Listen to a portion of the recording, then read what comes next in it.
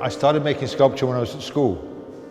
I was very lucky to go to a school where there was a kind of art club after school, and you turned up and then you could make things. It used to be in a basement under the library. It was a very dusty place, but I went there when I was, 12 or 13, something like that. And there was a kind of fairly immediate recognition that a lot of the playing around I'd done with stuff had a location, that there was a... And then they were doing some rebuilding, and what used to be the canteen from the school, which was in the basement of another building. It was a horrible place, really horrible.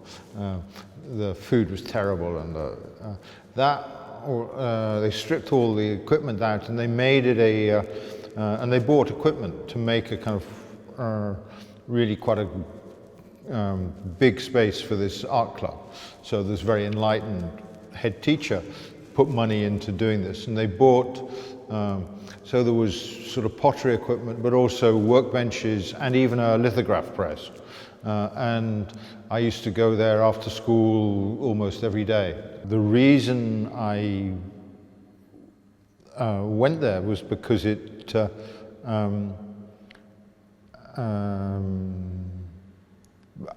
tickled my curiosity, and I liked doing something that didn't have rules.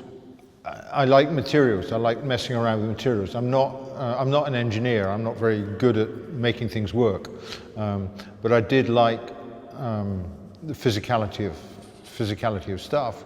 And in relationship to your question about sport, I thought the physicality of making sculpture had some overlap with both the physicality of sport and actually with dancing in a way as well. I quite liked, because I did a lot of dancing, and there was a kind of rhythm to making things that I enjoyed.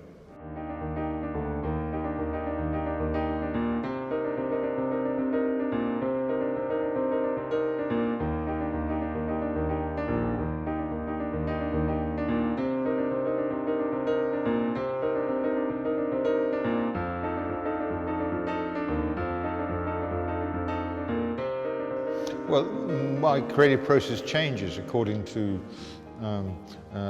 circumstance or things that are interesting to me. So sometimes it can come from the material, sometimes it can come from the things I find in the street, sometimes it can come from an experience, sometimes it can come from a drawing.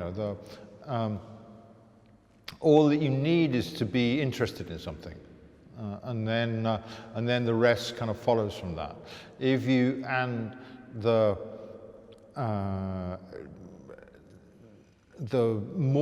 simpler the thing you're interested in, the better it is.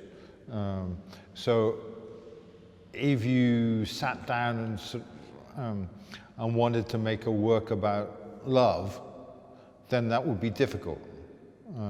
Or about death, then that would be difficult. Although those things may well come into the work at a later stage. But I always think that if you start with something small, then it can get bigger. Whereas if you start with something big, it can only get smaller. What makes things happen is you finding something kind of engaging, and you finding enough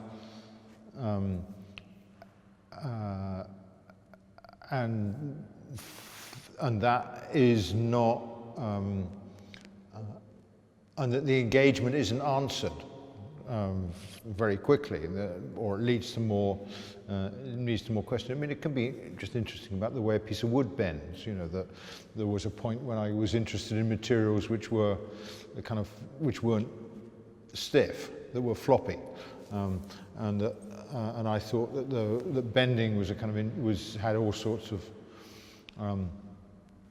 that it was neither something that had a fixed form but a fixed boundary but kind of was flexible, was provocative in a way that something that was stiff wasn't. So traveling in India,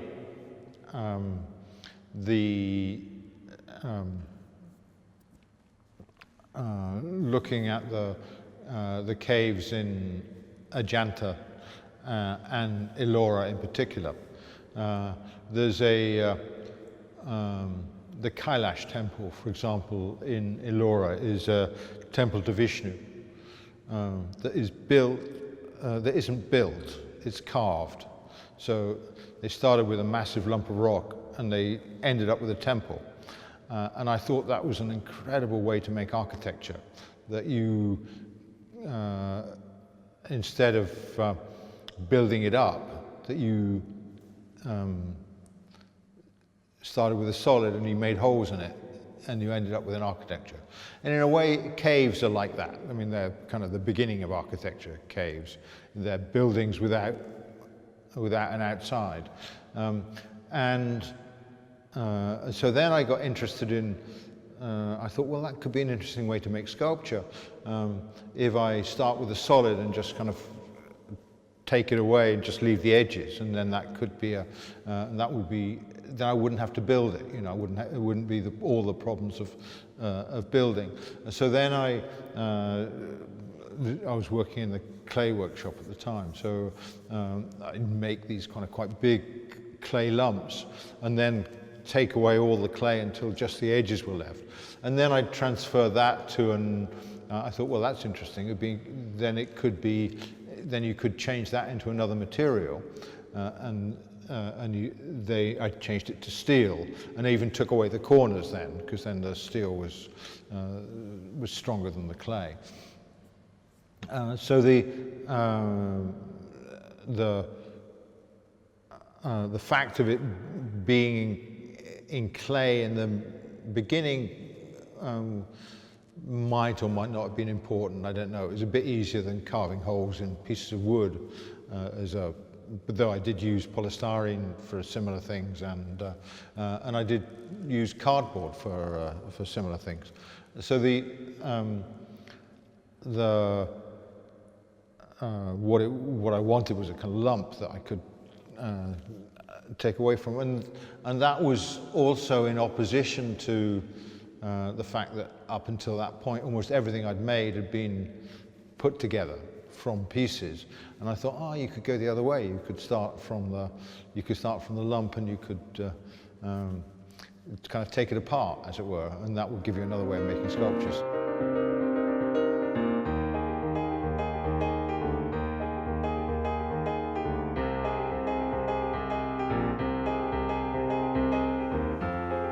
At one point, I was interested in trying to make things without corners, because I thought corners posed problems, and growing up in the 70s, educated in the 70s, I was interested in the idea of the whole thing, the Gestalt, the kind of, and I thought that the work that I wanted to make it to be kind of all over. I wanted it to be not to have points of interruption. So, and the way to make a whole thing seemed to be to make it curved, and if you made it curved, then you kind of rode over the corners. Whereas I thought that in the sculptures I made that had corners, the corners were, they became like a decision point, and that they somehow lost a bit of that kind of overall quality. So then, when you make things with curves, then you sort of get into organic shape. The geometry kind of leads you into organic shapes.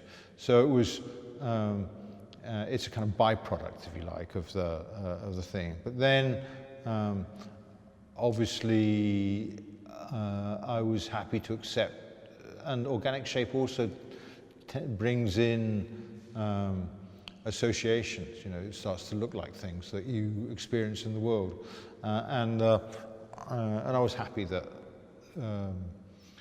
that somehow resemblance had come into the sculpture by the back door without it being a representation of particular kinds of things, so that the geometry could kind of carry along with it all of this other stuff, and that seemed to be okay to me. It was kind of I have made representation sculptures. Obviously, I didn't start out as an abstract sculptor. I started out in kind of ordinary ways, but the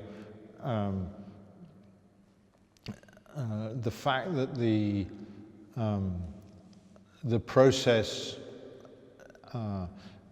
brought along with it a series of references that you could, a series of associations that you could manipulate, I thought was seemed to be a gain.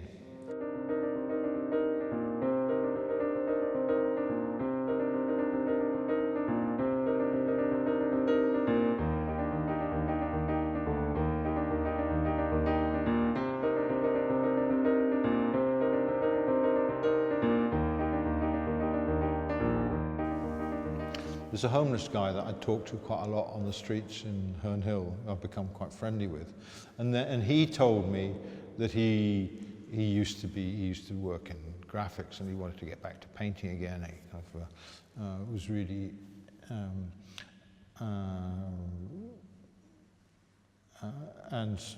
so I gave him some paper, and he thinks that actually making stuff is something that kind of can get his head, keep his head in order, and in not dissimilar ways, I think making stuff keeps my head in order. And I think going to look at things that other people make, whether historical or contemporary, can be is a rewarding experience on lots of really very deep levels. It doesn't have to be in your face, aggressive, banging on about issues. It can, but the issues are there, and the meanings are there, and things can be kind of beautiful or lyrical, as well as kind of as well as tragic. So I think it's kind of an amazing thing that that human beings are able to extract meaning from inanimate objects, and that they continue to do so. And I think that's I think Tony Cragg says something not dissimilar, but the interplay between materiality and meaning adds considerably to the ways we interact with the world.